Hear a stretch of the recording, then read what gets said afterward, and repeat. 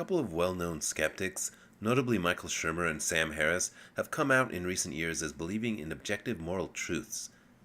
Yet when they try to defend this position, they only show that they don't seem to understand what objective morality even means. For morality to be objective, it means that moral truths exist as properties of the universe, completely independent of an observer. This is a position that's easy to claim if you hold a faith-based belief, since you don't need to back up why any moral proposition is true other than to say, because God said so.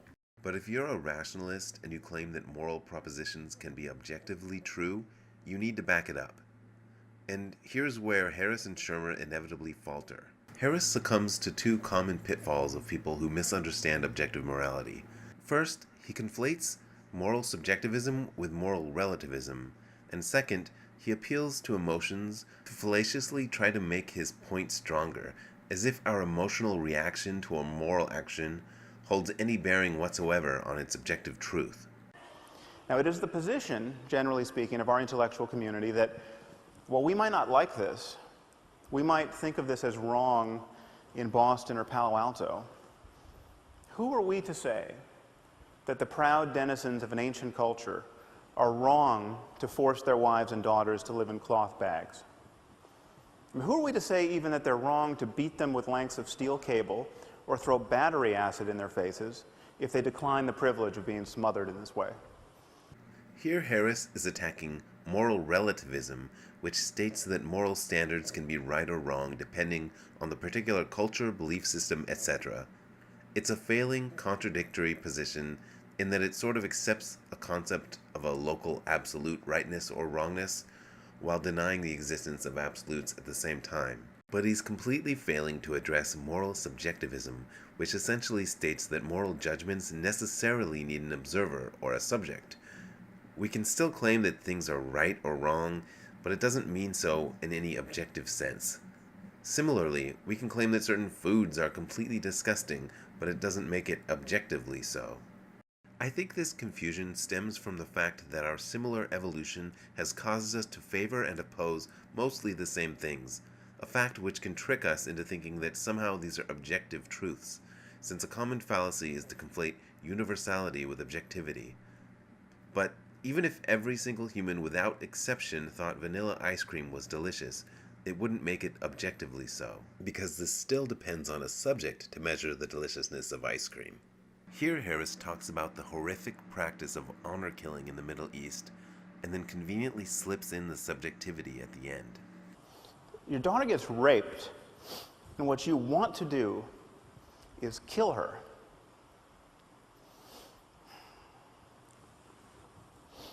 What are the chances that represents a peak of human flourishing? See, if you got too caught up in the emotional weight of that, you would have missed the subjective standard that he tried to sneak in, that is, human flourishing. So our goal then is to maximize human flourishing? Reduce human suffering? Harris has actually stated this as his goal time and time again, seemingly without realizing that by using this as a measure, you're no longer objective. These standards depend on subjects with feelings and who have certain reactions to certain actions. What my argument entails is that we can speak objectively about a certain class of subjective facts that go by the name of morality, that relate to questions of good and evil, and these depend on the well-being of conscious creatures, especially our own. And by this light, we can see that it's possible to value the wrong things. I mean, if you think you prefer to be neurotic and in pain, and incapable of creative work, and completely disconnected from other people, there's something wrong with you. Okay, objectively wrong with you? Yes. This was from a debate with William Lane Craig, which shamefully was a moment where Craig actually got the better of Harris, calling him out on using subjective standards to try to explain a supposed objective truth. He says, well, there are different senses of the word objective. Yes, of course, and in my opening speech I made clear the sense in which I was defining the term. I mean valid and binding, independent of human opinion. In other words, Craig is talking about the actual definition of objective morality, which, stupid as the concept is not something Harris seems to understand. Neither does prominent atheist Matt Dillahunty, for that matter, who defends Harris's bad understanding. Yeah, my question was on the topic of objective morality. I've never really heard a good definition of it. My understanding of it seems to be that if something is objectively wrong, then it should be wrong from all reference frames. No, that's not how I would use it. In Sam Harris's book, The Moral Landscape, which says a lot of the same things that I've been saying. But the nuts and bolts of it are that morality, if it means anything, it's about the well-being of thinking creatures, and that's how Sam puts this.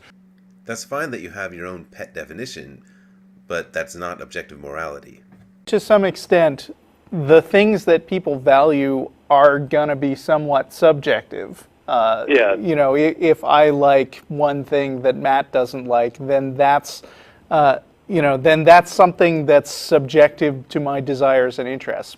Good. This guy seems to be onto something here. But once we acknowledge that people's desires and interests are fixed, which I think is kind of what you're saying, Matt.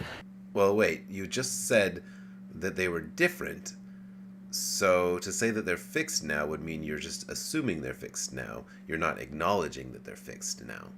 The question of how to maximize actions with respect to doing the best for everybody involved can be kind of an objective question. I completely agree, but again, that's not what objective morality is. Michael Shermer makes the same mistake as Harris. He really seems to want to use the term objective and overextend what it means. Similarly to how religious folks like to claim that morality is commanded by God in a futile attempt to give it extra weight, it seems that Harris and Shermer want to claim that morality is objective for the same reason. While promoting his book, The Moral Arc, Shermer wrote a flurry of tweets that reveal his position. ISIS clarifies once and for all that not all cultural traditions should be respected, tolerated, or honored. Some are objectively morally wrong. It used to be that we could use Nazis, but now you can use ISIS if you want to appeal to emotion to fallaciously try to claim something is objectively wrong. Of course what ISIS does is horrendous and deplorable, but it's not objectively so. Is blowing up innocent runners in the Boston Marathon wrong? I say it is. Absolutely, objectively, morally wrong.